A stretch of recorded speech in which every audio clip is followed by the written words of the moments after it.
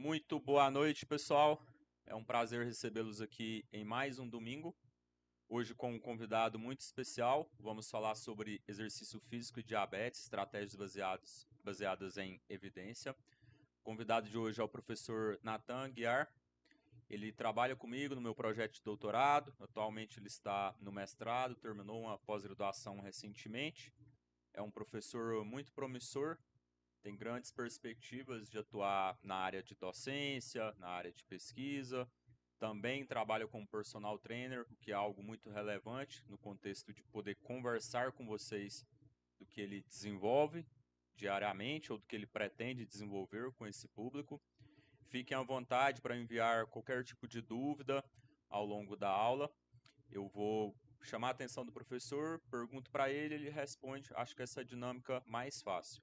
Lembrando que no final da aula nós temos o link para vocês preencherem e ter acesso aos certificados com a duração de 2 horas. Isso é muito importante para o currículo, principalmente para quem está na graduação, mas também para quem já terminou, sempre ajuda para conseguir alguma possibilidade no mercado de trabalho e afins. Começando, gostaria de agradecer a presença do meu orientador, também orientador do professor Nathan Guiar, Carlos Alexandre Vieira. Ele acabou de comentar no chat. Seja muito bem-vindo, professor. É uma honra. Sempre que eu posso, eu agradeço por tudo. Ele é o meu pai acadêmico. Já fez muitas coisas para ajudar a minha carreira, mais do que seria a obrigação dele como orientador. Eu sou muito grato por tudo. Natan, fica à vontade mais uma vez. Queria agradecer por ter aceitado o convite. Sinta-se à vontade para apresentar novamente, enfim, iniciar a aula. Boa noite, pessoal. Espero que todos estejam bem, estejam conseguindo me ouvir aí. Agradeço ao Rafael pelo convite, é uma honra estar aqui com vocês para falar sobre esse tema. E um abraço para o professor Carlos Alexandre, que está aí, é uma honra também. Agora até a mão treme, né, Rafael? Quando o orientador está assistindo, Com mas certeza. bom demais. Pessoal, é um tema muito importante da gente conversar, visto que a nossa população e a população do mundo todo está ficando mais velha e a quantidade de pessoas com doenças crônicas não transmissíveis, como o diabetes, está aumentando cada vez mais. Então, se vocês ainda não se tocaram para esse tema dentro da área de educação física, ou se tiver alguém assistindo aqui que não seja da educação física e ainda não tem ideia da importância do exercício físico para esse tipo de paciente, é muito relevante que vocês se atentem para isso, porque é uma coisa que vai ser cada vez mais discutida e cada vez mais aplicada. E quem tiver capacitado para isso vai sair na frente. Então, é uma coisa que vocês precisam se atentar. Como o Rafael falou, se tiverem qualquer dúvida, eu não estou vendo o chat, mas o Rafael está de olho aí, ele pode me interromper. E se tiver algum problema aí com os slides, com o áudio, vocês podem conversar comigo também, que a gente vai conversando. O Rafael já me apresentou, então só alguns avisos iniciais, que aqui um pouco da minha trajetória até agora, e alguns avisos iniciais que eu quero dar nesse início de aula, são que eu lembrei de algumas aulas que eu tive sobre esse tema, assisti pelo menos umas 3 aulas com o professor Rafael Moraes, com o professor Marcelo Silva, assisti algumas aulas de professores que eu admiro muito sobre esse tema de exercício físico e diabetes, ou de exercícios físicos e doenças cardiometabólicas, e aí entrava diabetes também, exercício de doenças crônicas, e eu queria fazer uma coisa um pouco diferente, porque talvez vocês tenham tido esse conteúdo na graduação, ou ainda vão ter, ou vocês já se depararam com esse conteúdo no Instagram, no YouTube, com algum professor que vocês acompanham. Então, a minha ideia era fazer uma coisa um pouco diferente. Eu quero avisar vocês de que se o que eu vou passar aqui vai ser um conteúdo talvez um pouco denso, mas se o que eu passar aqui tiver difícil, é importante vocês terem em mente algo que eu aprendi com o professor Rafael Carvalho, que foi um dos primeiros que eu comecei a acompanhar, inclusive fala de exercício de diabetes, que ele está falando de um mecanismo fisiológico lá super complicado, ele fala assim, se você está achando difícil, comemore, porque aquilo que é fácil, todo mundo aprende, todo mundo consegue, e se você está achando que o conteúdo está difícil, isso é um sinal de que você está indo adiante, você está indo além, e você está buscando se capacitar e está fazendo algo a mais do que a maioria está fazendo. Então, isso é ótimo. Então, a minha ideia aqui não é me delongar muito sobre como funciona os hormônios, a insulina, glucagon, a glicemia, diagnóstico do diabetes. Isso é algo que eu vou partir do pressuposto de que vocês já têm um pouco desse conhecimento prévio e vou avançar para as evidências, mas se vocês precisarem que eu dê um passo atrás e explique isso, podem conversar comigo que não tem problema, tá bom? Então, qual que vai ser a sequência dessa aula?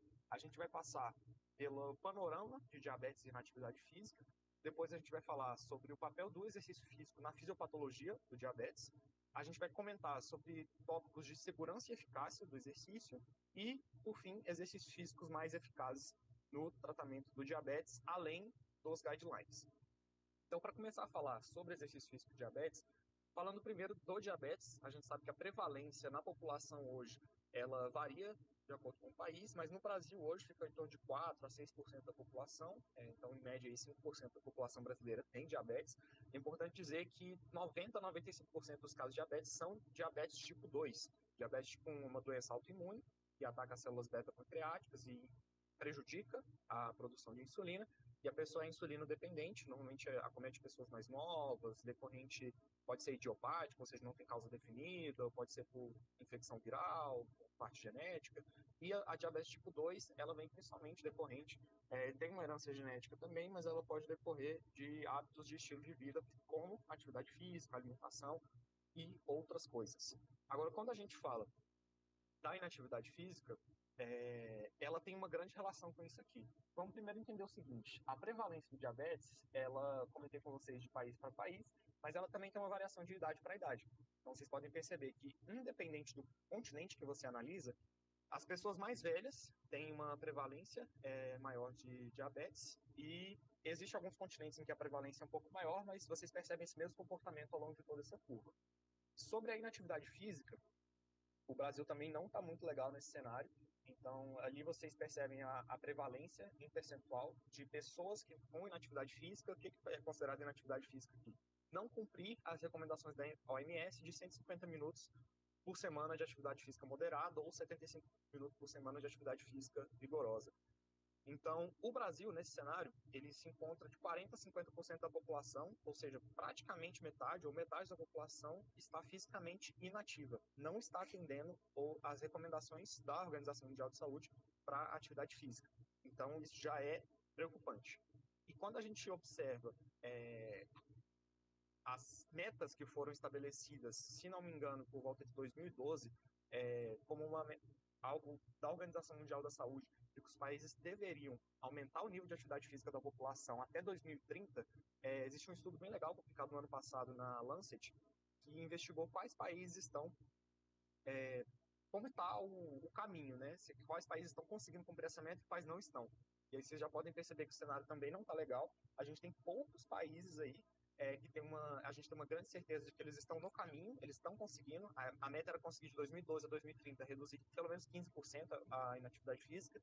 A gente tem alguns países da Europa ali que estão se dando bem, mas o Brasil, a América como um todo aqui, não está muito bem, está completamente off-track aqui, porque perdeu o trilho, né, assim, desse objetivo.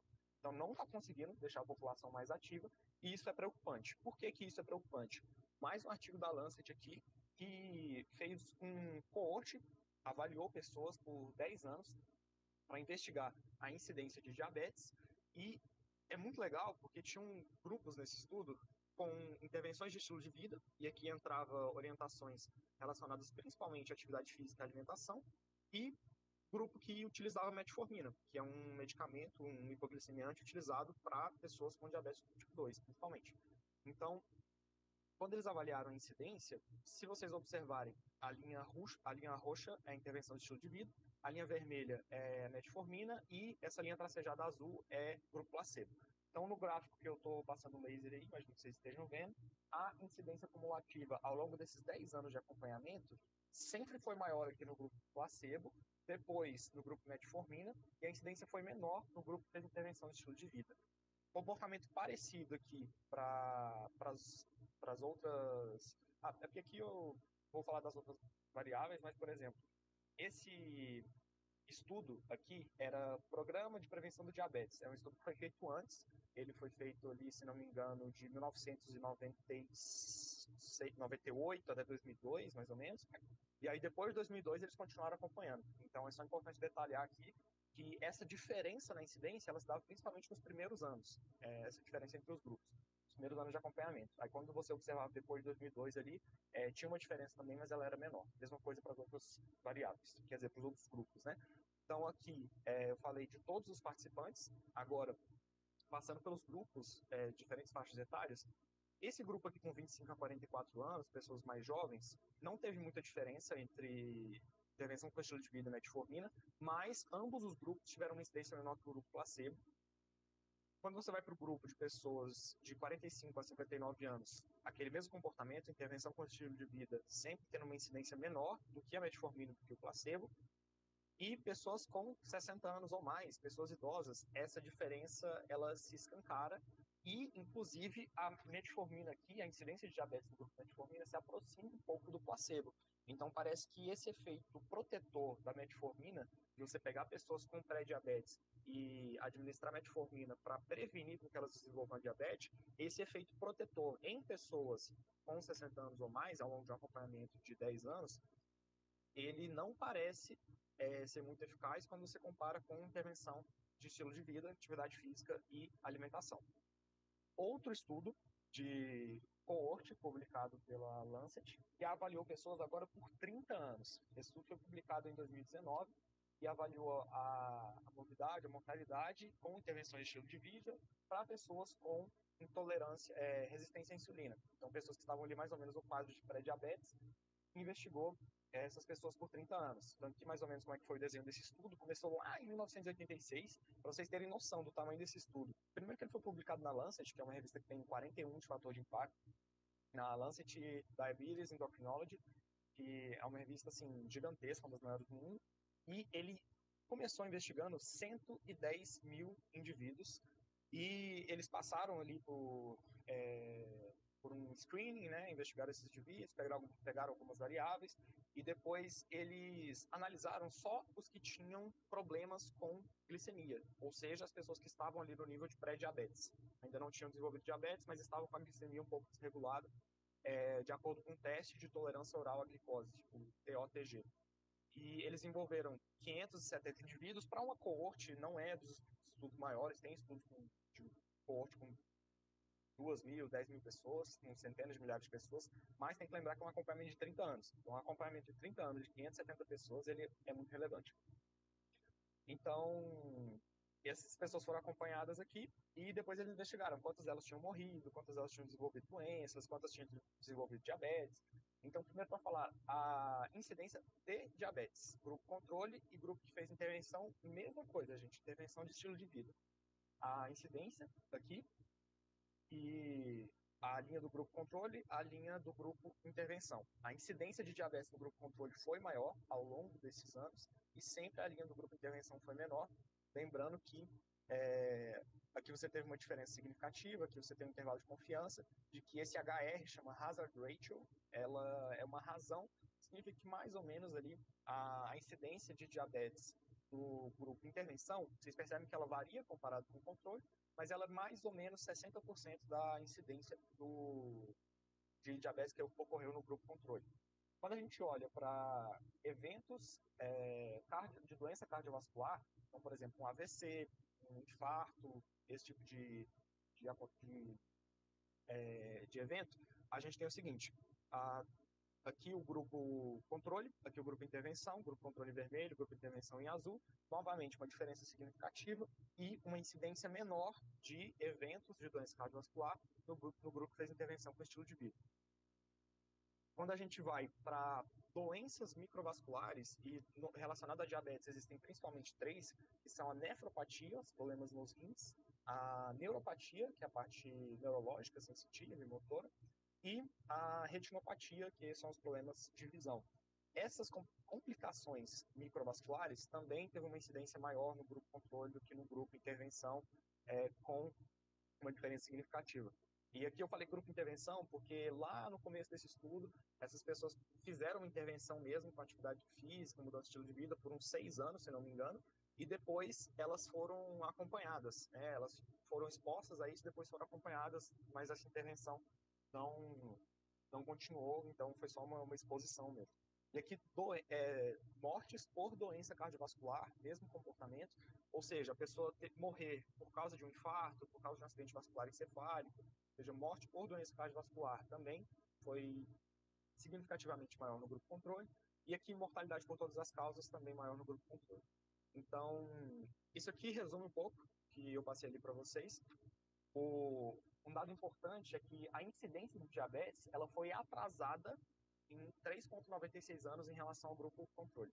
Ou seja, as pessoas que faziam mudança de estilo de vida, elas poderiam até desenvolver diabetes, porque isso tem uma relação também com a idade, eu mostrei isso para vocês, só que ela tinha diabetes em média 4 anos mais tarde. Então a pessoa demorava 4 anos a mais para desenvolver o diabetes em relação à pessoa do grupo controle. Mesma coisa aqui para eventos de doença cardiovascular, 4,64 anos, complicações microvasculares.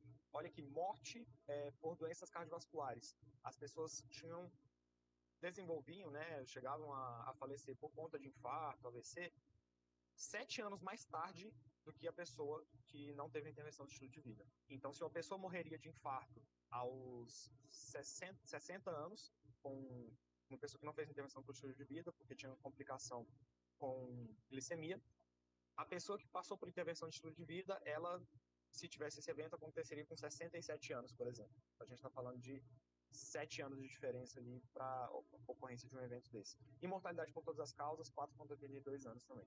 Esse NNT que está aqui, o número necessário para tratar, é uma análise estatística bacana e bem simples, na verdade, de ser feita, que você pega 100 e divide pela redução absoluta do risco. Quando você traduzindo isso aqui, o que significa? Esse número 10 significa que você precisa tratar 10 pessoas, expor 10 pessoas a intervenções de estilo de vida, para que uma se beneficie em relação ao grupo controle em termos de redução de risco, nesse caso, de incidência de diabetes. Mas também é muito próximo o NNT aqui, por exemplo, de mortalidade por todas as causas. E aí vocês podem estar perguntando se isso é alto, é baixo, é bom, ruim. Normalmente um NNT abaixo de 15, ele é considerado muito bom na área da saúde, e o NNT, quanto menor, melhor. Ou seja, o NNT supostamente perfeito, que não existe, seria 1.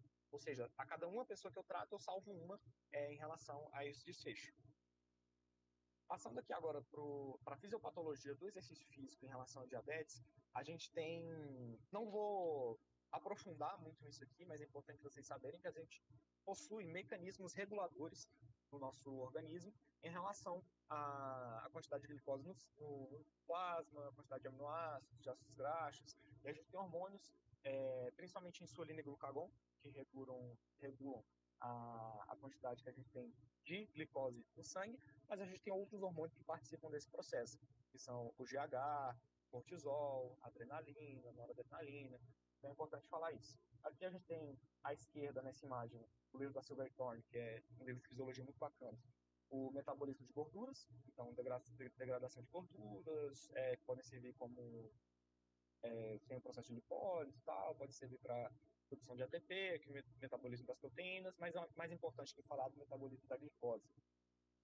Quando você tem aqui um processo de captação de glicose do músculo do tecido adiposo reduzida, ou seja, isso acontece quando a pessoa está sedentária, você passa por um processo de que você tem muita glicose no sangue e o seu corpo não tem onde armazenar ela, porque o seu músculo não está sensível para captar, para receber essa glicose, então a glicose fica constantemente, de forma crônica, aumentada no sangue, e isso é o que caracteriza o diabetes. Então a gente tem esse mecanismo fisiopatológico. E aí você tem diversas consequências disso. Então, o aumento da produção de cetonas no fígado. Os principais corpos cetônicos que a gente fala ali são a própria acetona, o beta-hidroxibutirato e o acetoacetato. Você tem um aumento da glicogenólise, que é a quebra de glicogênio, e um aumento da gliconeogênese, que é também a formação de glicose a partir de outros substratos, levando à hiperglicemia. Descendo um pouquinho nessa imagem, a gente tem uma sobrecarga da quantidade de glicose que o rim consegue excretar, então você acaba, que o rim consegue reabsorver, então você acaba tendo uma perda de glicose na urina. Inclusive, para uma curiosidade para vocês, o diabetes mellitus, ele teve esse nome porque, se não me engano, vem do grego, o diabetes é como se fosse sifão, se relacionar a algo como se estivesse vazando água, e mellitus é como se fosse de mel, é algo doce. Então, é a pessoa que urina muito e a urina é doce. São duas coisas presentes no diabetes, que são a poliúria e a glicosúria. É uma pessoa que tem uma grande quantidade de urina, muitas vezes ao dia, urina excreta muita urina, e tem muita glicose na urina, então a urina era doce. Eu prefiro não saber como que eles descobriram na Grécia Antiga que a pessoa tinha urina doce, mas tudo bem. Então, isso leva a uma série de consequências também, como o aumento da osmolaridade. Então, a pessoa com diabetes, ela tem um risco maior de estar desidratada, então é importante se atentar para isso quando vocês forem prescrever o exercício físico. E esse quadro de hiperglicemia, se ele não for corrigido, ele pode levar, como eu falei lá em cima, à produção de corpos cetônicos, acetona, acetoacetato, beta-hidroxibutirato, e esse aumento de corpos cetônicos com uma lipólise muito aumentada ali, não corrigida, porque os hormônios contra-reguladores no diabetes, eles estão com a sua função prejudicada, isso pode levar a complicações graves, inclusive até coma ou morte. Então, é essa cascata de problemas aqui que a gente tem no diabetes. Agora falando, por exemplo, como que funciona o processo de captação de insulina, também não vou passar molécula por molécula aqui para vocês, mas algo que é importante vocês lembrarem, que a insulina se liga no seu receptor, receptor alfa extracelular, que interage com o receptor beta transmembranar aqui, fosforila o substrato, o IRS, que é o substrato do receptor de insulina. Aqui você tem um gasto de um ATP, você ativa uma proteína que chama fosfatidilinosidol 3 quinase, toda essa cascata que acontece, você ativa a AKT, que é a mesma coisa que proteína quinase B, e é interessante falar aqui que a AKT, ela, talvez você já tenha ouvido o nome dela quando a gente fala via AKT-mTOR, e é muito falada quando a gente menciona hipertrofia. Então, a mesma via não, né, mas tem uma convergência ali da via que promove a síntese de proteínas, da proteína quinase B com a mTOR, que aumenta a síntese de proteínas do núcleo da célula, aumenta a tradução de proteínas, com o mecanismo de translocação do GLUT4, que pode ser via insulina, mas eu vou mostrar para vocês que tem outra via também que vai ativar aqui a proteína quinase B para que ocorra esse processo deslocando as vesículas com GLUT4 para a membrana. Lembrando, GLUT é a sigla para transportador de glicose e é tipo 4. A gente tem outros tipos no corpo, em outras partes do corpo, mas no músculo esquelético a gente tem principalmente o tipo 4, e esse glúteo é o que permite com que a glicose entre na célula. Eu mostrei para vocês o mecanismo dependente da insulina, porém, a contração muscular por si só, ela libera cálcio do retículo sarcoplasmático, o cálcio vai se ligar à troponina, muda a conformação da tropomiosina e tal, para que ocorra a contração muscular, e essa liberação de cálcio, ela gera esse cenário dentro da célula muscular, em que você tem um aumento de espécie reativa de oxigênio, de proteína quinase ativada por bitógeno, da via cálcio-calmodulina, de proteína quinase C e hipóxia, que é a redução do oxigênio, e tudo isso aqui aumenta a atividade de uma proteína chamada AMPK, que vocês lembram lá de como que acontece quando você quebra um ATP e transforma ele em um AMP e transforma ele em uma adenosina difosfato, e a adenosina difosfato ela pode ser quebrada de novo, transformada em adenosina monofosfato, em só um fosfato. Então tinha 3 fosfatos, 2 fosfatos, 1 fosfato, você chega no AMP, adenosina monofosfato. Então essa aqui nada mais é do que a proteína quinase ativada pelo AMP, pela adenosina monofosfato. E a via da AMPK, por si só, ela já vai deslocar essas vesículas de GLUT4 para a membrana, aumentando a captação de glicose. Então percebam que a insulina não participou desse processo. E isso é muito legal, porque vocês estão entendendo aqui, talvez já saibam, que no diabetes tipo 1, a maioria na verdade, no diabetes tipo 1 que é insulino dependente, a pessoa pode precisar menos da insulina para regular esse processo aqui no organismo dela. E no diabetes tipo 2, ela pode não progredir a doença a ponto de precisar da insulina, porque ela melhorou a captação de glicose dela por essas vias.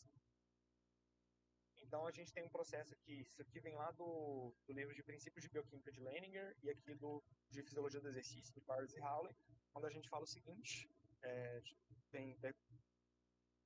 ouvindo barulho aqui. Ah tá, pode deixar. Tranquilo, tinha ouvido uma notificação aqui. Então, pessoal, é o seguinte, a calmodulina, ela é uma proteína que tem relação aqui com o cálcio e que vai pelo mecanismo de contração muscular, quando você libera cálcio do retículo sarcoplasmático, essa liberação de cálcio ativa essa via da cálcio-calmodulina, que por si só vai aumentar a captação de glicose. Então você tem esse processo, além da via da cálcio-calmodulina, você tem esse processo da adrenalina, uma das vias, a adrenalina, se ligando no beta-receptor, pela via do AMP cíclico, ativando a glicogênio fosforilase B, levando à ativação da glicogênio fosforilase A, que leva o glicogênio a ser degradado aqui no caso, e levando a glicose. Mas você tem também a via da calcicomotulina, que vai promover também esse mesmo processo. Então, tanto para degradação quanto para a formação de glicogênio, você tem a contração muscular participando como mediadora desse processo. Agora, falando de forma um pouco menos técnica aqui, mostrar um gráfico para vocês, daquele teste de tolerância oral à glicose, que eu falei para vocês, o que acontece? A pessoa ingere 75 gramas de glicose e você avalia a glicemia e a insulina dela ao longo de 2 horas, e pessoas normais, pessoas que não têm diabetes, deveriam responder conforme essa linha azul que está aqui, quando você olha a concentração plasmática de glicose ao longo de, nesse caso aqui, acompanhou por 3 horas, né? Então, elas deveriam responder dessa forma. Agora, quando você olha na linha vermelha, diabéticos tipo 2 sem exercício, eles têm uma glicemia aumentada, que é o bateu lá, 250, enquanto o controle que estava lá em 120. Esse aqui é o diabético tipo 2 sem exercício. E o diabético tipo 2 após 7 dias de exercício físico. Então, apenas uma semana fazendo exercício, olha como é que é a resposta dele. Saiu de 250 para 200 quando você olha a glicemia em teste de tolerância oral à glicose. Não o mesmo comportamento, mas também acontece aqui para insulina. Então, você tem grupo de controle. A insulina não tem um comportamento tão bonitinho aqui, porque quando você aumenta a glicemia, a insulina tende a aumentar, o glucagon tende a diminuir, então existe essa balança no organismo. Então, o grupo controle é essa linha azul, e o grupo diabetes tipo 2 sem exercício, essa linha em vermelho, e no grupo com exercício, nessa linha em verde. Então, a concentração plasmática de insulina ficou mais baixa e de glicose também ficou mais baixa. Existe, inclusive, um teste que ele é menos utilizado do que a hemoglobina glicada hoje para diagnosticar o diabetes, mas que chama HOMA-IR, que significa Homeostasis Assessment, é tipo assim, análise da avaliação da homeostase em relação à insulina, algo do tipo. E ele leva em consideração duas variáveis, que são a concentração plasmática de glicose e de insulina. E esse é um teste laboratorial utilizado para diagnóstico de diabetes. Isso significa o quê? Se uma pessoa sem doença, ela aumenta muito a glicemia, aumenta muito a insulina, para compensar, a insulina faz a glicemia reduzir. Aí, quando a glicemia reduz demais, a insulina baixa, o glucagon aumenta, você tem esse balanço, porque a glicemia é uma variável homeostática, então ela varia dentro de faixas estreitas e ela precisa manter um certo equilíbrio dinâmico. Então, isso acontece em uma pessoa normal. Em uma pessoa que está com a glicemia desregulada, você tem a glicemia aumentando, você precisa jogar insulina no talo para conseguir reduzir um pouco essa glicose. Então, você tem uma glicemia muito alta, a insulina muito alta, e a insulina não consegue exercer sua ação no diabetes tipo 2, porque a pessoa tem resistência à insulina, então a insulina tem que aumentar mais ainda, e por ela não conseguir exercer sua ação, a glicemia não abaixa, então os dois ficam lá em cima. No exercício físico, ele consegue reduzir tanto a glicemia quanto a insulinemia após 7 dias de exercício físico apenas em pessoas com diabetes tipo 2. Essa imagem aqui, muito bonita, vem lá do livro do McArdle, e ele mostra a captação de glicose nos membros inferiores em exercício físico, nesse caso de cicloergômetro, em diferentes intensidades. Então, 25 a 30% do consumo máximo de oxigênio, a linha vermelha 50 a 60% e 75 a 90%. Vocês percebem que tem um efeito da intensidade, mas também tem um efeito do tempo. Então, quando você aumenta o tempo aqui de exercício, você aumenta a captação de glicose. É importante notar isso daqui também. Exercícios intensos, você aumenta mais ainda a captação de glicose. É importante vocês lembrarem disso. Então, finalizando essa parte de fisiopatologia, vamos entender um negócio bem legal de um estudo clássico da literatura, publicado lá em 2004, pelo Von Holten e colaboradores, que investigou quais são os efeitos locais do treinamento resistido na captação periférica de glicose. Como é que foi o treinamento? Coisa simples, 6 semanas de treinamento, exercícios leg press, extensão de joelho e flexão de joelho, hamstring curl, que pode ser na mesa ou na cadeira flexora, mas era flexão de joelho. Eles progrediram aqui de 3 para 4 séries, repetições de 10 a 12, Aqui a carga para 20 RM, que era submáximo, mesma coisa que tem mais exercício. Então, assim, treino muito tranquilo. E foi legal que eles pegaram dois grupos, então um grupo com diabetes tipo 2 e um grupo saudável, e cada grupo treinou só uma das pernas. Olha que legal. Então, eu vou lá, vou participar do estudo, eu não tenho diabetes, eu vou treinar só minha perna direita. E aí eles vão avaliar o que acontece com a minha perna direita, que treinou, o que acontece com a minha perna esquerda, que não treinou. O que é que eles perceberam? Se vocês olharem no gráfico da esquerda, são as pessoas saudáveis, grupo controle, o gráfico da direita são as pessoas com diabetes, e a perna, as barras pretas são a perna não treinada, ali o T é de untrained leg, e as barras brancas são a perna treinada, trained leg. O que é que você percebe? Vamos olhar para o grupo saudável primeiro. Eu vou tentar explicar de forma rápida aqui, mas não é tão simples. Leg glucose clearance. Clearance é como se fosse o fluxo, digamos assim. Então, o que acontece? Isso aqui é uma forma de você testar, é o padrão ouro na literatura, para você testar a sensibilidade à insulina de uma pessoa. O que você faz? Você administra 2 bolos de insulina, se não me engano, bolos é uma quantidade de insulina ali. Então, você tem o basal, aí tem a primeira aplicação e a segunda aplicação, e você tem um mecanismo ali que fica administrando glicose na corrente sanguínea da pessoa conforme o necessário. Ou seja, se a minha glicemia está em 100 e a pessoa me deu insulina, a minha glicemia caiu para 60, o aparelho vai lá e vai fazer minha glicemia subir de novo para que ela não fique muito baixa. Então perceba que se eu recebi, minha glicemia estava em 100, eu recebi a insulina, minha glicemia caiu lá para 60, parece que essa insulina conseguiu fazer um efeito, de reduzir a glicemia. Agora, uma pessoa que tem resistência à insulina, o que acontece? A glicemia está em 100, você administra a insulina e a glicemia cai para 94. Então, a mesma quantidade de insulina não conseguiu exercer o efeito dela de reduzir a glicemia, justamente porque a pessoa tem resistência à ação da insulina. Traduzindo em miúdos, o que esse teste significa? Quanto maior a quantidade de glicose que o aparelho tem que repor na corrente sanguínea da pessoa para corrigir a queda da glicemia, melhor está a sensibilidade à insulina. Ou seja, quanto maior está essa barra desse gráfico, melhor a sensibilidade à insulina da pessoa. Olhando para a pessoa do grupo controle aqui, perna não treinada é a barra preta, perna treinada a barra branca. Teve uma diferença significativa aqui, teve uma diferença significativa aqui. Então, o primeiro ensinamento desse artigo: pessoas saudáveis, você tem um efeito local de captação periférica de glicose, sensibilidade à insulina aumentada, e esse efeito é local, como eu falei. Então, a perna que treinou teve essa diferença em relação à perna que não treinou. Em pessoas com diabetes tipo 2, a mesma coisa, com a exceção de que não teve diferença aqui na primeira administração de insulina e na segunda teve essa diferença da perna treinada do diabético para a perna não treinada. Então, o diabético tipo 2, a perna que treinou estava com a sensibilidade à insulina melhor do que a perna que não treinou. Parece estranho isso, né? Porque a gente pensa que é feito no corpo inteiro, mas existe um efeito local. E aí você já vai começando a pensar que uma prescrição de exercício para um diabético tem que levar em consideração a maioria dos grupos musculares, membro inferior, superior, tudo mais. Então, aqui a gente tem nesse gráfico a quantidade de GLUT4, 100 aqui seria o valor de referência, que é o grupo em relação à perna que não treinou, na verdade, é o valor de referência.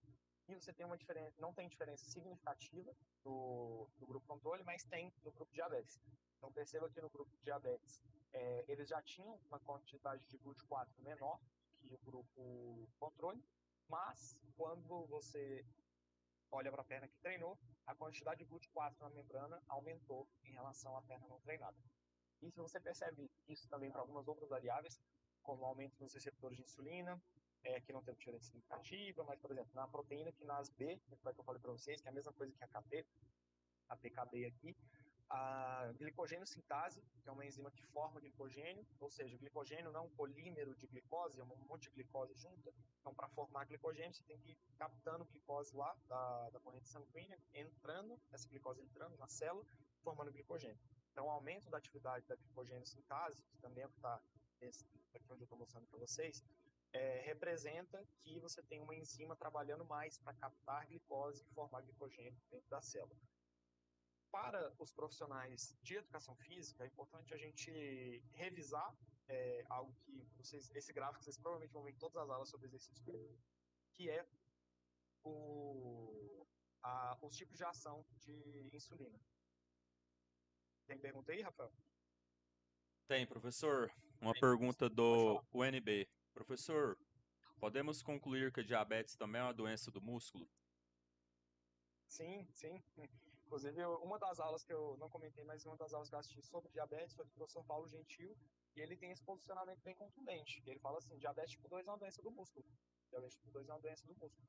Porque o músculo é o principal captador de glicose do corpo. Uma boa parte do nosso corpo é composto por músculo esquelético estriado. E esse efeito local que acontece, ele se dá no músculo esquelético. Então, essa resistência à ação da insulina, quem que é o principal captador de glicose que a gente tem? O músculo. Então, para a formação de glicogênio. A gente forma glicogênio no fígado também, a gente tem outros mecanismos aí metabólicos, mas se o principal captador de glicose que a gente tem é o músculo, uma pessoa com resistência à insulina aumentada, ela não está conseguindo captar glicose e formar glicogênio no músculo. Então, e quando você treina, olha que legal, quando você trabalha os músculos, treino aeróbico, treino resistido, você melhora esse mecanismo aonde? Nos músculos. E isso tem um efeito sistêmico. Então, eu falei que existe o efeito local, o músculo que você treinou melhora mais a sensibilidade à insulina que não treinou, mas pensa que se você melhorar a sensibilidade à insulina só naquele lugar, aquele lugar vai estar captando mais glicose, vai ajudar a reduzir a glicemia, vai ajudar a reduzir a insulinemia. Então, existe o efeito local, mas que gera consequências sistêmicas. Então, não acho errado dizer que diabetes tipo 2 é uma doença do músculo. Acharia errado dizer que diabetes tipo 1 é uma doença do músculo, mas diabetes tipo 2, não acho errado essa visão, não. Exato, concordo totalmente. Pode seguir, Então, professor. se tiver mais perguntas aí, pode me interromper.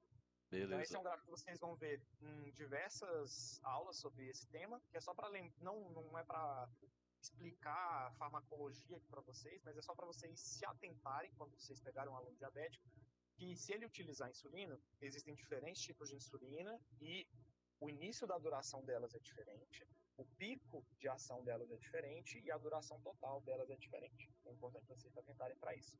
Então, olha para essa curva preta aqui, você tem, por exemplo, o início de ação quase que imediato, pico de ação antes de 1 hora e o término da ação aqui em 3 a 4 horas. E quando você olha para essa curva vermelha, por exemplo, que é um tipo de insulina, que ela tem um início de ação também aqui quase que imediato, porém ela vai ter o seu pico aqui em torno de 2 horas, mas esse pico ainda é muito baixo, né? Ela sobe muito pouco a insulina e se mantém aqui por até 24 horas. Então, uma insulina de ação lenta, enquanto essa é uma insulina de ação bem rápida. Aí você tem as ultra rápidas e tudo mais. Então, que não é a minha especialidade, farmacologia, mas é só para atentar vocês que vocês precisam levarem isso em consideração na prescrição do treino, porque isso é uma coisa muito séria. Se a pessoa tiver utilizando uma insulina, por exemplo, ultra rápida, logo depois que ela fez a refeição, e depois que ela utilizou a insulina, vai passar 20 minutos e ela vai treinar com você, se você treinar ela no pico de ação da insulina, lembra que eu falei para vocês que o músculo vai estar aumentando a captação de glicose, a glicemia dela tende a reduzir, e ela está com uma insulina que vai ter um pico de ação muito agudo, isso vai tender a reduzir a glicemia também, ela pode ter episódio de hipoglicemia. Então, esse aqui eu estou falando principalmente para diabetes do tipo 1, que é importante você se atentar para isso. Então, vocês têm que levar isso em consideração em relação ao tipo de insulina que a pessoa está utilizando. Importante falar também o horário do dia. Então, é muito comum as pessoas terem episódios de hipoglicemia noturna. E aí é perigoso, né? Porque se a pessoa tem um episódio de hipoglicemia enquanto ela está dormindo, ela pode não acordar para isso, não conseguir corrigir rápido, não ter alguém do lado para ajudar e ter problemas severos, né? Até a morte pode acontecer em um caso desse. Então, também é indicado que pessoas com diabetes treinem no período da manhã, assim, só que não treinem no período da noite para que não ocorra esse episódio de hipoglicemia noturna. Porque a captação de glicose no músculo esquelético, ela fica aumentada ali de 30 minutos a 3 horas de forma bastante acentuada, mas ela pode se manter também aumentada em até 72 horas após o exercício. E aí eu vou comentar sobre as frequências de treino lá na frente, mas é importante dizer que as recomendações indicam que a pessoa treine em dias não consecutivos por causa disso. Se você pegar um diabético e treinar ele segunda, terça e quarta, aí lá na sexta e no sábado, aí ele já não está com a captação de glicose aumentada, tanto assim.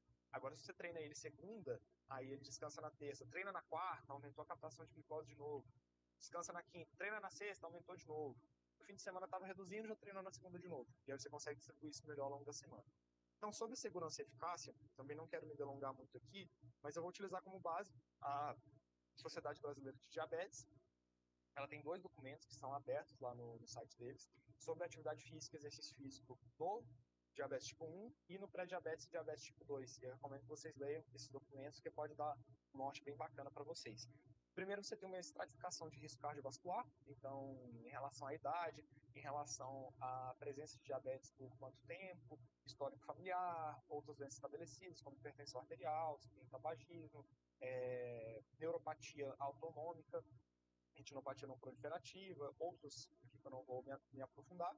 E você tem a classificação de risco muito alto, que é 3 ou mais condições de alto risco, diabetes tipo 1, com duração de maior do que 20 anos, início após os 18, estenose, que é a redução da luz de vasos sanguíneos maior do que 50% em qualquer artéria.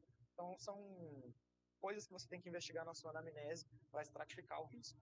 E uma coisa que eu só queria trazer de forma crítica aqui para vocês, que está lá nessa diretriz, que provavelmente não tem profissionais de educação física ou pesquisadores dessa área se posicionando lá, porque olha a tabela que eles trazem lá. Atividade e intensidade. Para nortear, tipo assim, o que é uma atividade de intensidade baixa? Uma caminhada leve. Até aqui não está tão ruim, mas vamos lá. O que é uma atividade de intensidade moderada? Ciclismo, corrida leve, natação. O que é uma atividade de intensidade alta? Treinamento intervalado de alta intensidade. Essa tabela aqui, falar para vocês, na minha opinião, ela tá muito ruim.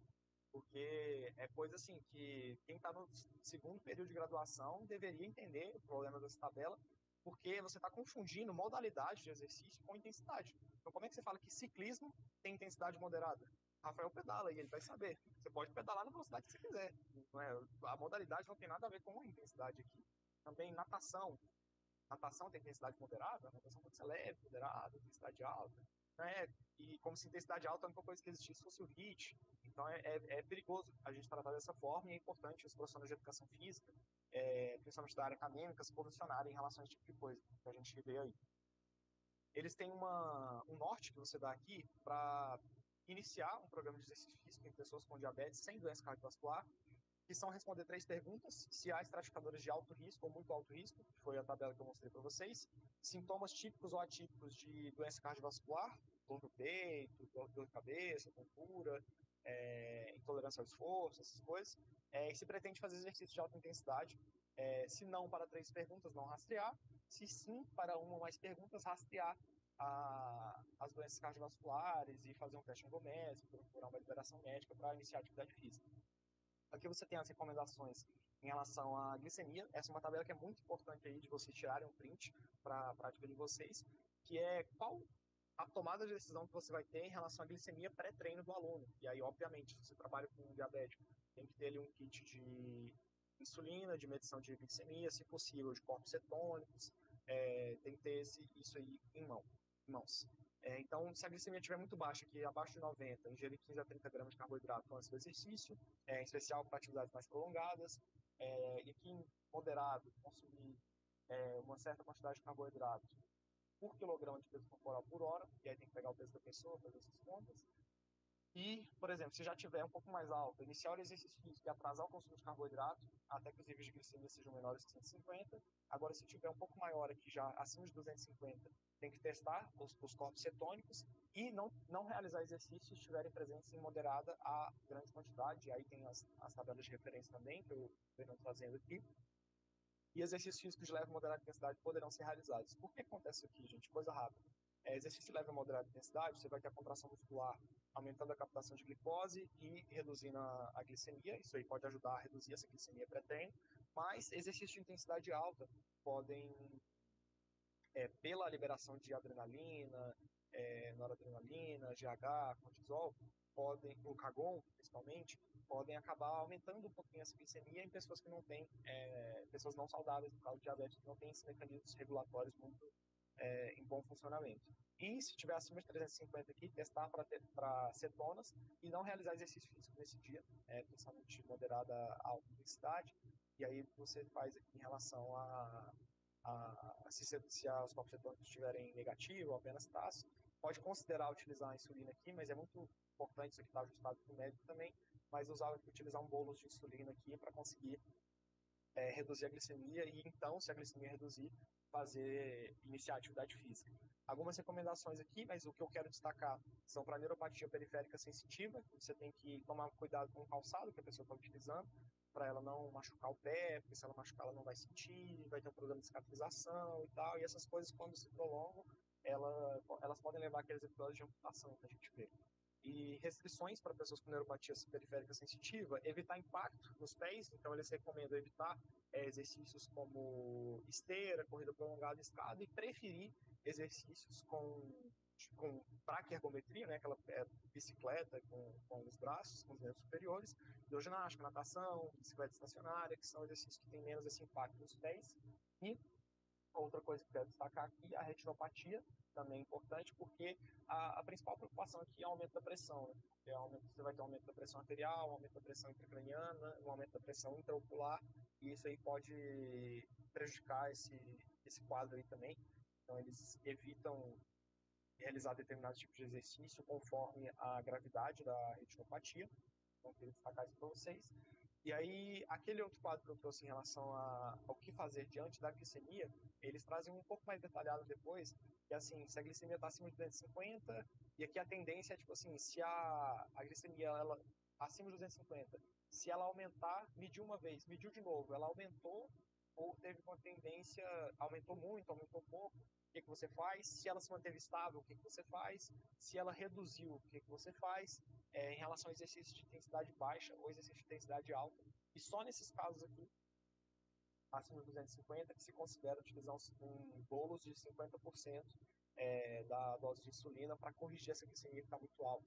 E aí as diretrizes aqui também para cada faixa de glicemia, a quantidade de carboidrato que tem que ingerir, e aí tem que ter isso aqui pregado assim na prancheta já, e ter o carboidrato de alto índice glicêmico presente, uma rapadura, por exemplo, esse tipo de coisa para conseguir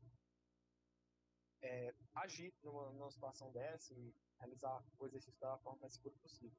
Eles colocam uma recomendação aqui também, que eu achei muito legal de trazer, para exercício aeróbio, e quanto você tem que reduzir na insulina que você utiliza pós-prandial. Ou seja, se a pessoa se alimentou e utilizou a insulina após a refeição em até 90 minutos antes da sessão de exercício, em pessoas com diabetes tipo 1, se o exercício for aeróbio leve, reduzir de duração de 60 minutos, reduzir 25% daquela insulina pós-prandial, reduzir 50% se for de 60 minutos, e aí a taxa de redução conforme cada faixa de intensidade em relação a isso. Eu achei bem legal de trazer, porque aí tem que estar muito bem conversado isso com o médico também. Você mostrar o seu planejamento de treino e conversar com o médico em relação ao tipo de insulina que a pessoa utiliza e talvez reduzir essas dosagens em determinados horários. Não fazer isso por conta própria. Pergunta aí, Rafael? Professor, tem uma pergunta, acredito que você vai respondê-la posteriormente, mas eu vou fazer, se você achar melhor deixar para depois, fica à vontade. Tá. A pessoa perguntou: a evidência científica que o treinamento resistido tem mais vantagem do que o treinamento aeróbio? Eu vou passar por eles. Vou passar pelos dois agora, tá? Beleza. Já vamos falar deles daqui 2 minutinhos. Então, já até respondendo a pergunta da nossa colega aí, vamos falar sobre prescrição de exercício físico, além das guidelines. Por que eu trouxe esse título? Porque se vocês olharem as guidelines, nesse caso aqui do Colégio Americano de Medicina do Esporte, da prescrição de exercício físico para pessoas com diabetes, eu sugiro que vocês façam esse exercício em casa. Olhem para os guidelines de prescrição de exercício físico para pessoas com diabetes, com hipertensão, com câncer, com síndrome metabólica, com doença neurológica. Olhem os guidelines que a gente tem de atividade física para eles, vocês vão ver que eles são assustadoramente parecidos. Então, eles são praticamente as recomendações da OMS, 150 minutos por semana de atividade moderada, 75 minutos por semana de atividade vigorosa, exercício de força 2 a 3 vezes por semana, 8 a 10 exercícios, 10 a 15 repetições, 1 a 3 séries. Quase todos esses guidelines vão trazer essas recomendações, eu acho que elas são muito genéricas, então é importante a gente olhar para isso de forma crítica também. Por isso que eu disse que é a lei dos guidelines. E a nossa colega perguntou sobre treinamento resistido e treinamento aeróbio, então vamos falar sobre esses temas aí. Eu trouxe, como eu falei, né, a ideia é que seja uma aula baseada em evidências, então eu já trouxe direto não tanto dos mecanismos e mais das evidências que a gente tem de exercício físico. Então, priorizei trazer boas revisões temáticas com meta-análise, nesse caso da revista Sports Medicine, do Colégio Americano de Medicina do Esporte, e que ele busca investigar os melhores protocolos de exercício resistido para tratamento do diabetes tipo 2. E aí tem uma meta-análise aqui. O principal desfecho que eles queriam investigar era a redução da hemoglobina glicada, que se dá em percentual.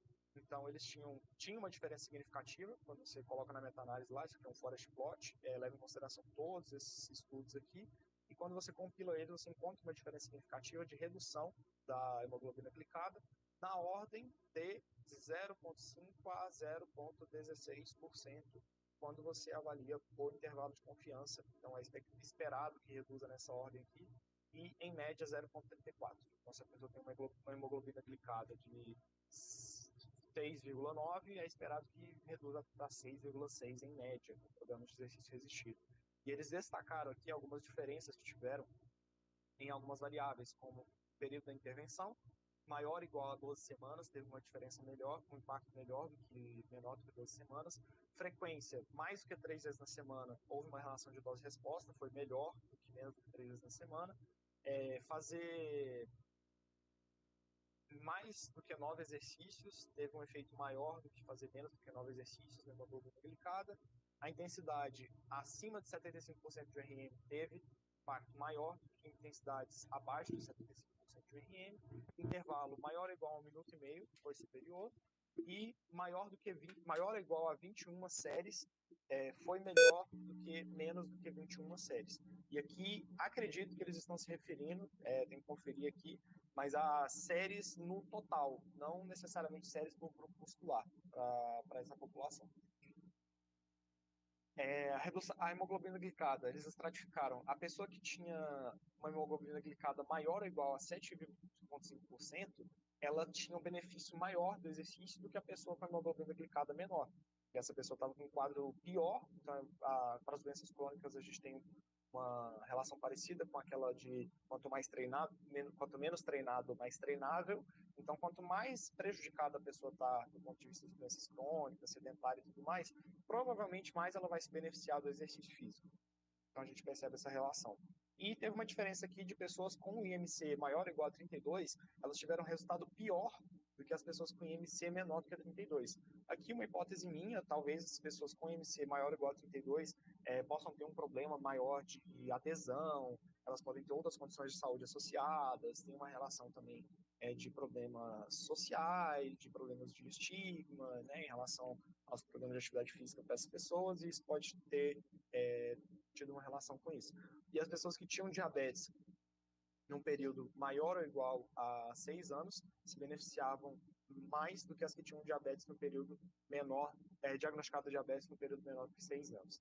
Tem essa revisão sistemática da Cochrane também, que fala sobre exercício físico para o diabetes tipo 2, no caso falando de aeróbio resistido. Então eles avaliaram muitos estudos com, em média, os estudos tinham somados 377 participantes, mais variáveis de 16 a 49, pessoas de 45 a 65 anos. A duração das intervenções foi de 8 a 52 semanas, então foi de 2 meses até 1 ano, mas o mais comum foram 8, 16 semanas, 2, 4 meses para a intervenção com exercício físico. Treinamento resistido, aeróbio, basicão, progressivo, e um estudo utilizou alongamento como grupo controle, a maioria 3 vezes na semana, em dias não consecutivos, como eu falei para vocês, utilizavam os parâmetros de consumo máximo de oxigênio, VO2 pico e frequência cardíaca pico para a prescrição do exercício. E agora eu vou mostrar para vocês os resultados que eles encontraram nessa meta-análise, de acordo com cada variável. Então, na hemoglobina glicada, revisão da Cochrane, tá, gente? Revisão muito bem conduzida. Aqui a gente percebe também uma heterogeneidade baixa nesses estudos. Nesses estudos aqui, o intervalo de confiança não está tão grande quanto em outros estudos que eu encontrei. E você percebe uma redução da hemoglobina glicada com exercício físico, do tecido adiposo visceral com exercício físico, e isso tem um impacto muito grande nas doenças cardiometabólicas, no tecido adiposo subcutâneo, na massa corporal você não percebe tanto. Então, às vezes você percebe uma redução, por exemplo, do tecido adiposo visceral, que eu comentei, mas na massa corporal só com exercício físico a gente sabe que sem intervenção dietética, comportamental, de longo prazo, é um pouco mais complicado de se esperar reduções de massa corporal significativas. Então, aqui não teve diferença. Para triglicerídeos, teve diferença, mas aqui, por exemplo, é importante relatar que já tem uns intervalos de confiança bem grandes aqui, provavelmente pelo N pequeno, né? Quanto menor o estudo, maior tende a ser o intervalo de confiança, por uma relação matemática. Aqui já é um intervalo de confiança muito pequeno, embora o N o número de estudos seja pequeno, a gente sabe que exercício aumenta a aptidão física, aumenta o VO2 máximo. Então, isso aqui já é uma coisa que tem um tamanho de efeito grande e mesmo que não tenha redução de composição corporal, a aptidão física melhora. Isso aí já é muito esperado. Pressão arterial sistólica não teve diferença. Pressão arterial diastólica não teve diferença também, em pessoas com diabetes, aqui no caso. A glicose em situação alimentada, não em situação de jejum, não teve diferença aqui também, com o exercício físico, nessa meta-análise. Concentração plasmática de insulina também não teve diferença. Então, perceba, não teve diferença na concentração de glicose e de insulina, mas teve de hemoglobina glicada. Então, você consegue melhorar a sensibilidade à insulina mesmo assim. E no IMC também não teve diferença. Colesterol total não teve diferença com exercício físico para essa população. HDL e LDL também não teve diferença. Então, esses foram os resultados de uma meta-análise da Cochrane sobre exercício físico de modo geral, falando de aeróbio de resistido. Mostrei para vocês uma revisão sistemática com exercício resistido e agora eu vou mostrar uma com exercício aeróbio, principalmente falando do HIIT. O HIIT aqui, ele tem resultados interessantes. Nesse estudo aqui já achou resultado para massa corporal, IMC não teve diferença significativa. Circunferência de cintura teve redução, então provavelmente teve uma redução aí de tecido adiposo visceral, que tem relação com essa variável antropométrica. Novamente, VO2 máximo, que é cardiorrespiratório fitness, que é aptidão cardiorrespiratória, com HIIT já é esperado que tenha um tamanho de efeito grande, que tem uma redução significativa aqui. Aqui é fasting plasma glucose, que é a glicose em situação alimentada e não em jejum, que eu comentei com vocês. Teve uma diferença significativa já com o HIIT. Aqui você não teve diferença na insulina em situação alimentada também, que é o fasting. Não teve diferença na insulina, mas teve na glicose. No índice Roma, que é aquele que eu falei para vocês, que leva em consideração a glicemia e a insulinemia, teve diferença, teve redução também aqui no índice Roma. Hemoglobina glicada teve diferença significativa também com o HIIT. E comparando, ali você estava comparando o HIIT com o grupo controle, que não fazia exercício. Agora, quando você compara o HIIT, que é o treinamento intervalado de alta intensidade, com o treinamento moderado de intensidade contínua, que é o MICT, você tem um resultado favorável ao HIIT para a massa corporal, não tem diferença para IMC, não tem diferença para circunferência de cintura, tem diferença para aptidão cardiorrespiratória, e tem muitos estudos que mostram isso. Você treinar em intensidade alta tende a melhorar mais o VO2 máximo do que treinar em intensidade moderada. Não teve diferença para glicemia e insulinemia em situação alimentada. Não teve diferença no índice Roma e não teve diferença na hemoglobina glicada quando você compara o HIIT com o moderado. Então, passei por muita coisa aqui, mas para quem tinha perguntado ali sobre os efeitos do treinamento resistido e do aeróbio, lembra que eu mostrei para vocês, essa aula vai ficar gravada, depois vocês podem printar a tela, pegar esses resultados aí, porque, por exemplo, o estudo a revisão sistemática com treino resistido não mostrou diferença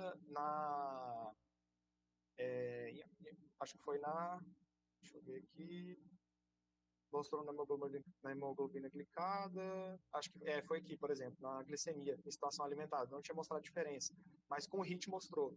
Então parece que o HIIT melhora, tem uma capacidade de reduzir mais a glicemia a longo prazo do que o treinamento resistido. Então, assim, vocês vão combinando essas coisas para saúde. A gente sabe que sempre melhor é combinar treinamento aeróbico e treinamento resistido, porque eles melhoram parâmetros de saúde por diferentes vias, por diferentes mecanismos.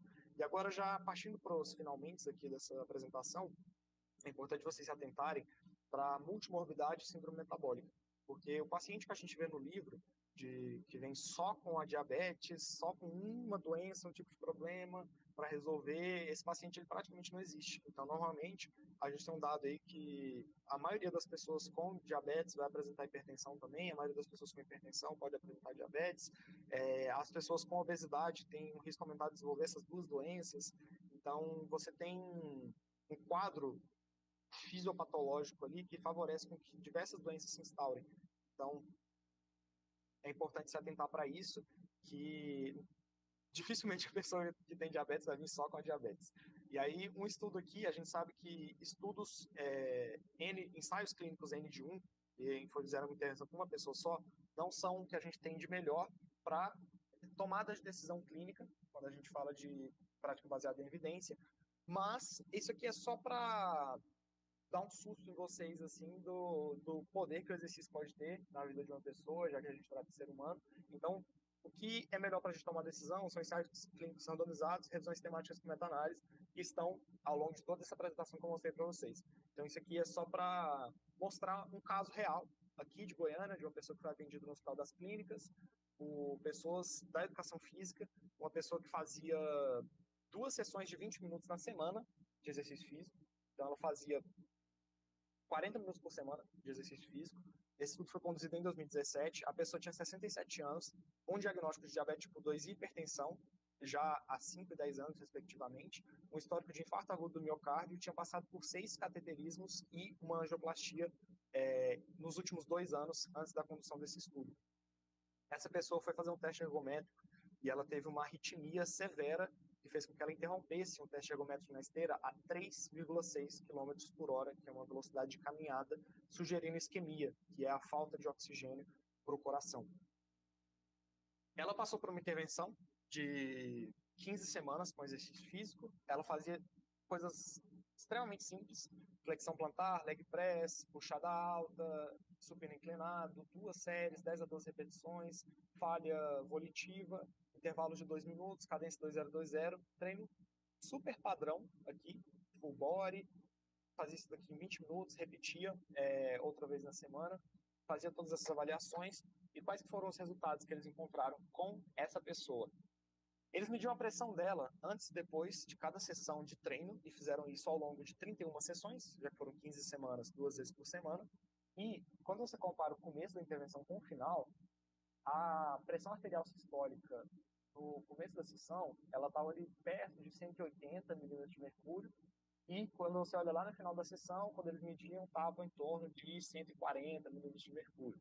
Não significa que o exercício tem um tamanho de efeito gigantesco de diminuir 40 milímetros de mercúrio, mas, e que isso aqui seja a melhor forma de medir isso, mas foi uma redução expressiva, e não vai acontecer com todo mundo, mas que aconteceu com essa paciente. Mesma coisa para a frequência cardíaca de repouso, eles mediam no começo, em torno de 90, e aí quando você olha lá no final da intervenção, já estava perto de 77 batimentos por minuto. Variáveis antropométricas, teve uma redução de 8 kg, uma redução do IMC de um IMC de sobrepeso para um IMC de normalidade. A aptidão aeróbia, relembrando para vocês, a pessoa tinha interrompido o teste na esteira a 3,6 km por hora, ela conseguiu, após as 15 semanas, chegar a 6 km por hora sem ter uma arritmia, e o VO2 máximo dela foi de 16 ml por quilograma por minuto, o que é extremamente baixo, e assim, para quem não é da área, talvez não tenha noção o que é a vida de uma pessoa que tem VO2 máximo de 16, que não consegue caminhar por conta de falta de aptidão física, e uma frequência cardíaca máxima de 121, e é possivelmente o que vocês atingem caminhando na 44 para comprar roupa. Então, é uma pessoa que tem uma aptidão física bem prejudicada, mas é importante lembrar que ela utilizava beta-bloqueador, então a frequência cardíaca máxima dela já era bem mais reduzida por causa disso. Glicemia pré-treino dela, aqui pré, na barra azul escuro, e pós, na barra azul claro. Glicemia pré-treino, nas primeiras sessões de treino lá, eles mediram, era 145, glicemia dela pré-treino, após a intervenção 186, e pós-treino 157, 76 miligramas por decilitro, a glicemia dela. Agora, pressão arterial. Pressão arterial, mediram também antes e depois das sessões de treino, lá no início da intervenção, 182 milímetros de mercúrio, pressão arterial sistólica, foi para 129, e a pressão arterial pós-treino, 155 para 122. Índices de qualidade de vida melhorou praticamente em todos, na capacidade funcional, aspectos físicos se manteve, a dor, uma pessoa que sai de 50 para 100, sem a nota máxima, que é uma pessoa que não sente dor, assim, quando você fala de dor crônica, dor que incapacita, a pessoa não tem problemas em relação à qualidade de vida quando se fala de dor. E aqui é uma pessoa que já tinha diversos problemas com dor.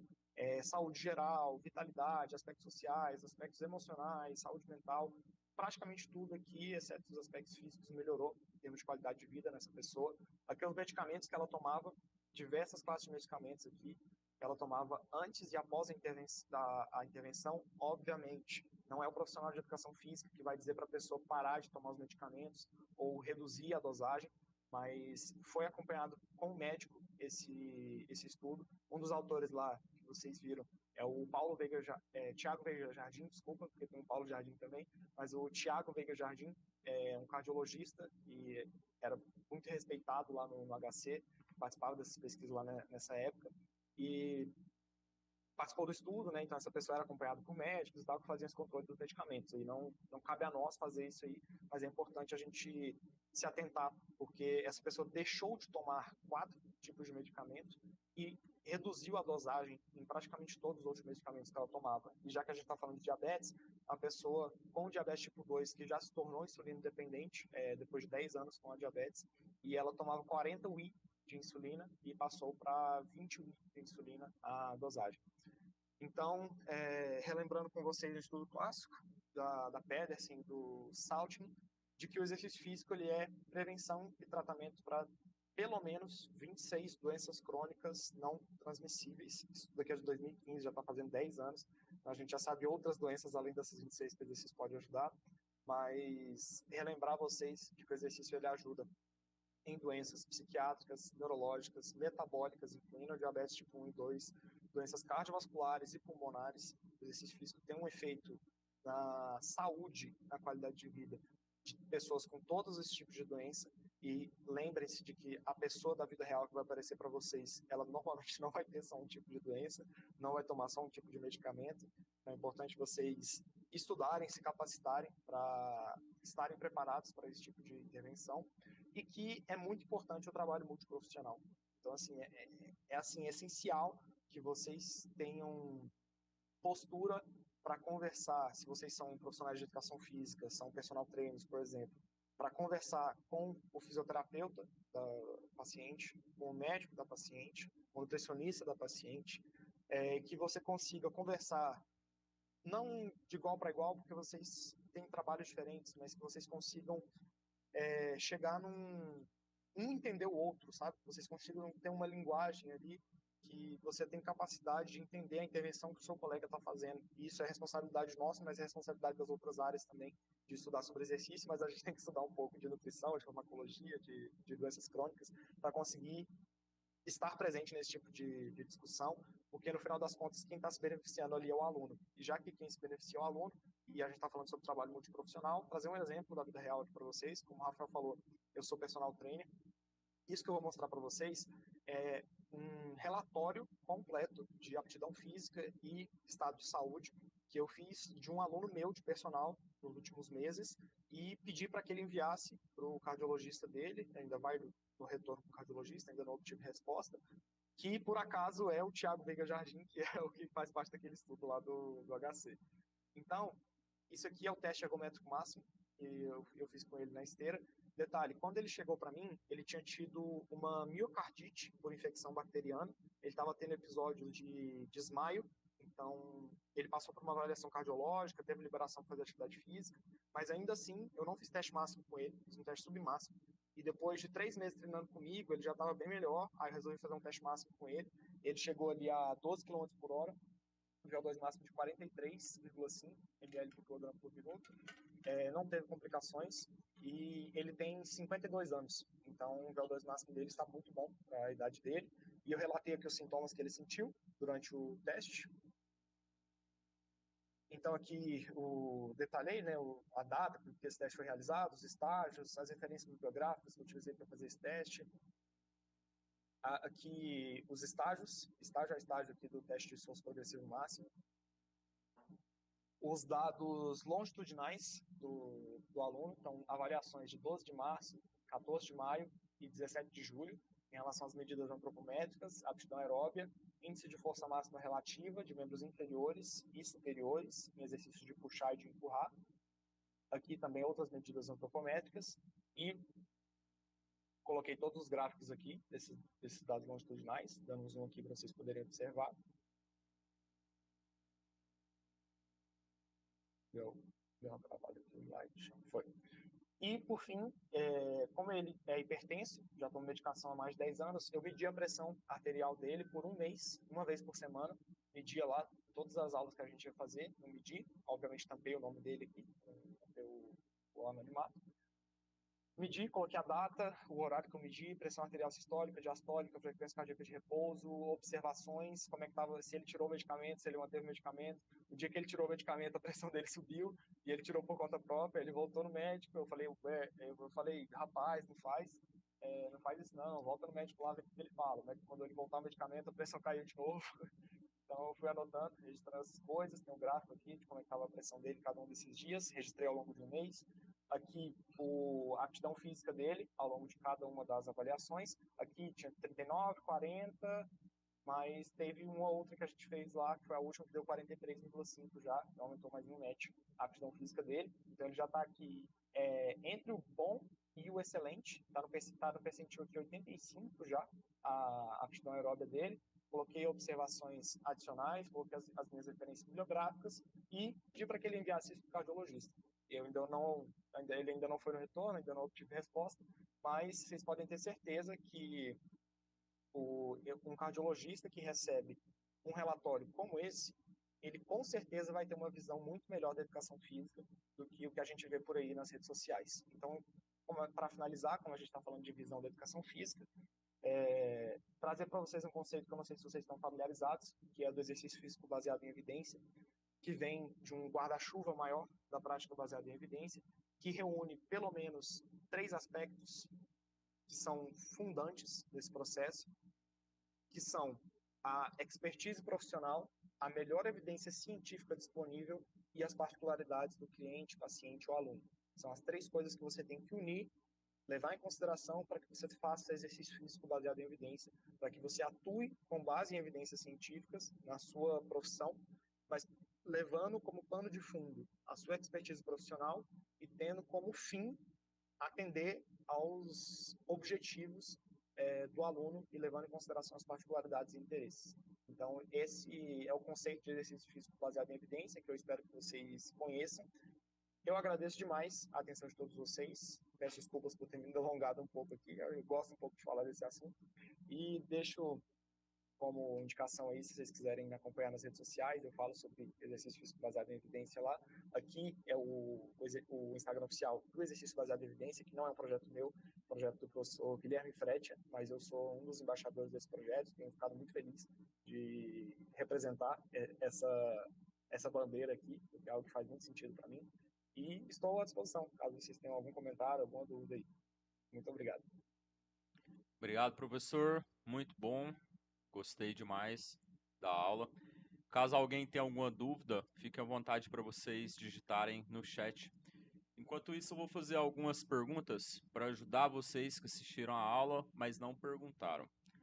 Como a maioria é personal trainer, vou fazer algumas perguntas que vocês querem realmente saber. Professor, um primeiro momento para um trabalho de personal trainer, seja com a pessoa de diabetes tipo 1 ou tipo 2, quais seriam os aparelhos, ou se você preferir chamar de instrumento, que você recomendaria o personal a fazer aquisição para utilização não somente durante a aula, mas antes da aula, após a aula também? Legal, Rafael.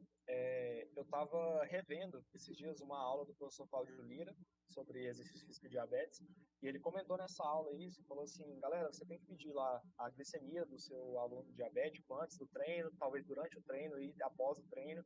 Essas fitas para você medir não são tão baratas assim, se você for fazer várias medidas, tem que levar isso em consideração, e isso acaba aumentando o valor da sua sessão de personal. Se a pessoa quer um atendimento especializado, ela acaba tendo que pagar por um atendimento mais especializado.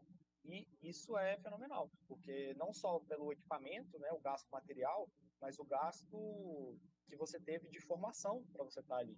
Então, uma personal trainer que atende um paciente diabético, que atende com excelência, não é qualquer um. Eu nunca vi na academia um personal medindo glicemia de aluno, mas eu sei que o Rafael já fez isso, o mestre Garcia já fez isso, meus colegas aí eu sei que já fizeram, porque a gente vive numa bolha, mas eu nunca vi um personal fazendo isso. Então, assim, isso valoriza muito a sessão de vocês. Mas falando sobre materiais, que foi a pergunta do Rafael, é, o glicosímetro, que é o aparelho de medir a glicemia, com as fitas, né? Tem que ter um pacotinho com as fitas também. Você tem que ter as lancetas, que são as agulhas para você perfurar, para você conseguir tirar o sangue. Normalmente a gente tira da ponta do dedo. Para você medir a glicemia, se possível também as fitas para você conseguir medir corpos cetônicos em caso de evento adverso, é importante também, em caso de hiperglicemia, é importante você medir. A insulina, a insulina do próprio aluno, né? Então, se ele pode levar a insulina com ele para a sessão, para caso você precise utilizar, em caso de evento adverso também. E carboidratos que vocês tenham de alto disponível, de alto índice glicêmico, como rapadura. Mas eu já vi um professor recomendando, por exemplo, você ter, em sessão de atividade física, algum carboidrato de alto índice glicêmico líquido, suco, por exemplo, algo do tipo, para caso o aluno desmaie, por exemplo, você tem que colocar o líquido na boca dele, com a cabeça dele de lado e tal, que se ele não consiga mastigar. Você Eu já pode vi essa usar o recomendação. derivado da rapadura, professor. Melado de cana. Melado, né? Isso. Isso. Perfeito, perfeito. É líquido e tem alto índice glicêmico. E aí, isso falando só de diabetes, né? Mas como eu falei, às vezes a pessoa é hipertensa, vai ter que ter um esfígado para medir a pressão, vocês vão ter que ter os equipamentos de vocês de personal mesmo, para fazer fita métrica, adipômetro, balança, estadiômetro, equipamentos de treino, tudo isso aí, as planilhas, né, os materiais digitais que vocês têm que ter. E aquele material que eu mostrei ali da planilha de avaliação, eu pretendo divulgar aquilo ali em breve, então quem não me acompanhe nas redes sociais, porque em breve eu vou divulgar aquele material ali para que vocês consigam utilizar na prática de vocês também. Muito bom, professor. Falando sobre a sessão de treinamento de força, que inclusive foi uma dúvida do colega, nós temos várias possibilidades de prescrever a sessão do treinamento. Você falou um pouco sobre os exercícios, o efeito periférico do exercício. Se pensarmos nesse quesito em específico, o que você teria a dizer para os personagens que estão acompanhando a aula sobre a escolha dos exercícios, por exemplo, multiarticular, uniarticular, o número de exercícios para membro inferior, o número de exercícios para superior? Legal. Provavelmente o aluno que vai chegar para vocês diabético, possivelmente ele seja sedentário, possivelmente ele seja hipertenso. Então tem que levar essas duas coisas em consideração. Um programa de exercícios que trabalha o corpo todo, numa mesma sessão, full body, vai ser muito bem tolerado, para que você não tenha uma fadiga periférica muito aumentada. E como tem esse efeito local que eu mostrei para vocês, você aumentar a captação periférica de glicose em cada grupo muscular que você treinar, se você treinar mais grupo muscular, mais grupos musculares vai aumentar mais a captação de glicose. Então o efeito sistêmico vai ser maior. Então, se você fizer um treino que você vai treinar panturrilha e tibial anterior, você vai aumentar menos a captação de glicose do que se você fizer um treino todo de membro inferior, treinar as coxas, ou se você fizer um treino full body, que você fizer peitoral, costas, flexor de cotovelo e tudo mais. Então, quanto mais grupos musculares, maior o efeito sistêmico. E é importante ressaltar também que, como eu falei, o aluno pode ser hipertenso, então acaba que se você tem um estresse metabólico de fazer um exercício, por exemplo, com um alto número de repetições, que você vai ter um aumento ali do duplo produto cardiovascular, que você vai ter um estresse metabólico acentuado, que vai degradar mais glicogênio, aumentar a atividade de AMPK e melhorar a captação de glicose. Por outro lado, isso aumenta mais a pressão arterial e aumenta mais a frequência cardíaca. Então tem que tomar cuidado também com a questão da multimorbidade, que às vezes o treinamento que seria o melhor para um diabético não vai ser o melhor para um hipertenso, mas se for um diabético hipertenso, você tem que tentar combinar as coisas da forma que fique mais segura possível. Excelente. O que você teria a dizer, professor, sobre isometria? Isometria, confesso que eu não li nada sobre para diabéticos. Pensando aqui, já li sobre para hipertenso, né? A gente sabe que reduz a pressão arterial de forma aguda, mas para diabetes eu não li. Só sei que o impacto metabólico provavelmente é menor, né? Falando da fisiologia, o consumo de ATP é menor, então você tem menor atividade de MPK, provavelmente não aumenta tanto a captação periférica de glicose quanto as ações isotônicas. Exato, é isso. É isso, né? Fui pela fisiologia Exatamente. mesmo, porque eu nunca li nenhum paper por isso, não. Mas provavelmente, Exatamente. né, não vai ter tanto impacto, né? Sim. Professor, por último, para não delongar mais, sobre a combinação de aeróbio e treinamento de força, você recomendaria na mesma sessão, sessões distintas? Como que você recomendaria? Acho que tem que levar, como eu falei ali, de prática baseada em evidência, que tem que levar em consideração as particularidades do aluno, tem que começar daí. Né? Eu estava revisando alguns livros aqui, por exemplo, que abordam os temas de diabetes, e é importante levar isso em consideração. Às vezes uma pessoa que vai treinar pela saúde, mas ela não tem gosto de treinar, então se ela gosta mais da esteira do que da bicicleta, vamos cogitar fazer esteira. Se ela gosta mais de tal modalidade, se ela gosta de dança, vamos tentar fazer a dança, fazer ela engajar em programas de atividade física. Então, levar em consideração as particularidades da pessoa, acho que é a primeira coisa a se levar em consideração. E tem que fazer os dois. Como eu falei ali, o treino resistido e o treino aeróbio vão ter adaptações diferentes a nível de saúde, a nível de aptidão física, vão ter adaptações diferentes que se complementam, então tem que fazer os dois. Eu faria treino resistido e treino aeróbio, se for possível, treino intervalado de alta intensidade, que vai melhorar aqueles parâmetros, levando em consideração as recomendações de segurança, que eu falei, para fazer treino de alta intensidade nessa população. E a gente sabe que, assim, existe um efeito concorrente para hipertrofia, e existe uma recomendação, na maioria dos casos, se fazer o treino resistido primeiro, para não prejudicar os ganhos de força, porque o aeróbio primeiro poderia prejudicar mais a força do treino que vem resistido em seguida, mais do que o treino de força prejudica a execução do treino aeróbio, se ele for feito primeiro.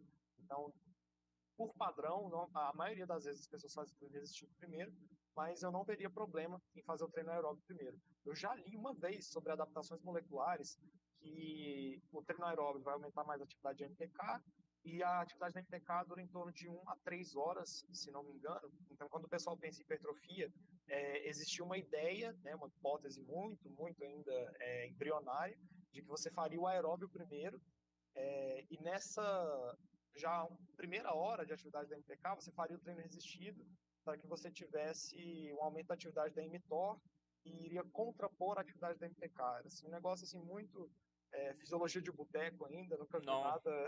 não foi provado. Nos papers não acontece dessa Não, forma, né? Mas, enfim, o pessoal tenta forçar o mecanismo molecular aí, sim, sim. mas eu vou te falar que, por exemplo, ordem, em exercício combinado para diabético, eu nunca li nada sobre ordem, não. Você já leu? Não, também não. Sobre ordem tem que pesquisar. Ordem de Se a exercício, gente pensar, colocar o se pensar nos princípios da fisiologia do exercício, a hipótese seria que não vai ter pouca diferença. interferência, né? Pouca É, interferência. E lembrar também colocar em dias não consecutivos, né? Aquilo que eu falei. Então, sim, distribuir mais ao longo da semana. A captação a captação periférica de glicose, a sensibilidade à insulina, vai estar aumentada de 30 minutos após o exercício até 72 horas depois. Então, fazer em dias não consecutivos, fazer mais vezes na semana, coloquei lá que existe um efeito do volume. Então, fazer, por exemplo, 3, 4, 5 vezes na semana pode ser interessante. Evitar fazer no período da noite, por causa da hipoglicemia noturna. Levar em consideração o horário da aplicação da insulina, o horário das últimas refeições. E recomendações práticas, assim, que me vem à cabeça aqui, além do que eu falei na apresentação, são essas. não, muito bom, professor. Professor, quero agradecer mais uma vez por ter aceitado o convite. Foi muito bom. Com certeza vai ajudar demais os professores que assistiram a aula. Queria que você deixasse alguma mensagem final. Rafael, obrigado. Agradeço demais o convite. Foi uma honra estar aqui. É algo que eu gosto muito de ministrar aula, então não deixo de fazer isso nunca aqui, porque me traz uma satisfação imensa. E mensagem que eu quero deixar com vocês parece clichê, mas assim, falar para vocês que estudo te dá poder. Então, estudem, se capacitem, porque isso é o que vai, lá no final das contas, aumentar a hora-aula de personal de vocês, se esse for o objetivo. É o que vai conseguir você dar uma vida melhor para você e para sua família, se esse for o objetivo. é o que vai conseguir fazer você ingressar no mestrado, no doutorado, se esse for o objetivo, é o que vai fazer conseguir você estudar no exterior, se esse for o seu objetivo. Então, assim, o estudo ele te dá poder econômico, social, intelectual, pessoal. Então, eu não vejo outro caminho senão deitar a cara nos livros aqui e estudar. Então, se capacitem. Cuidado com quem que vocês estão acompanhando no Instagram, nas redes sociais. Cuidado com o tempo que você gasta com coisas fúteis, porque a gente não consegue controlar. A gente consegue controlar as nossas ações, mas não controla tanto as consequências delas. Então, se a sua rotina é acordar tarde, não ligar para o seu desenvolvimento pessoal acadêmico, seguir pessoas que não agregam na sua vida, você vai colher as consequências disso. Agora, se você se preocupa com o seu processo formativo, se você estuda, se prepara, se você, em tudo que você faz, que você assina seu nome, você se preocupa em entregar o melhor que você pode na condição que você tem, você vai colher as consequências disso, que são as que eu mencionei aqui, de acordo com os objetivos de vocês. Então, essa é a mensagem que eu tenho para passar. E acho que, só para relembrar, acho que essa aula vai ficar gravada, né, no Vai. YouTube, e os inscritos aqui vão receber certificado, então oportunidade de ouro que vocês estão tendo aí. Inclusive, acabei de postar o link no chat. Clicam nele, colocam o nome por extenso. Para o certificado precisa ser por extenso. Durante a semana vocês vão voltar nessa aula, vão clicar nos comentários ou na descrição do vídeo. Terá um link para você acessar e fazer o download do certificado. Professor, muito obrigado mais uma vez. Até a próxima. Obrigado. Vamos seguir. Está tudo certo no hospital? Tudo certo, tudo tranquilo. Só a Ieda conversando muito. Ah, normal. Pessoal, então muito obrigado. Nathan, pode continuar aqui, por favor. Até a Certinho. próxima. Obrigado, Pessoal, pessoal. próximo domingo, 7h30 da noite, novamente. Obrigado, pessoal. Até mais. Encerrado. Encerrado. Tô até com a boca Gostou? seca aqui. Falei demais.